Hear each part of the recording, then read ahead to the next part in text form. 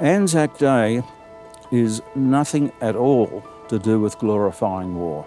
It's quite the opposite. It's glorifying the people of Australia.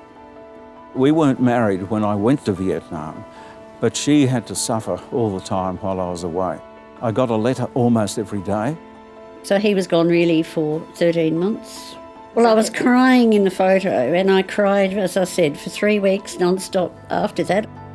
I joined in '65, graduated off pilot's course in March '67, marching orders to Vietnam.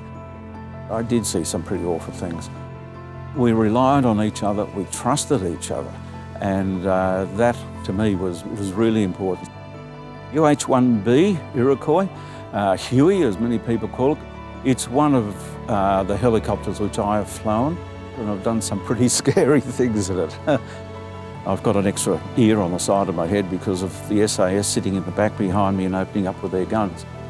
About the age of 63 I retired.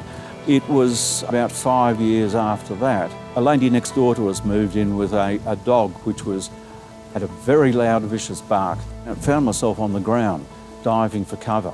I talked to our local GP and he said, I think you've got post-traumatic stress disorder. And he suggested DVA. I went there and I had 3 years of consultations with them. They did a marvellous job. Sandra actually suggested I go to the War Memorial. Once I started off as a volunteer, I spent some time improving. One day the people from education came down and said, how would you like to join the education team? And I thought, yeah, that means working with kids. I love doing that. They'd all gather around you. I love that.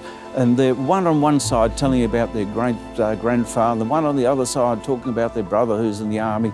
They're marvellous. I tell them the story of winching out wounded soldiers, where we had to hover in amongst the trees. I like to talk about the importance of teamwork and of communication. Basically, superannuation to me allows me to do the things that I do.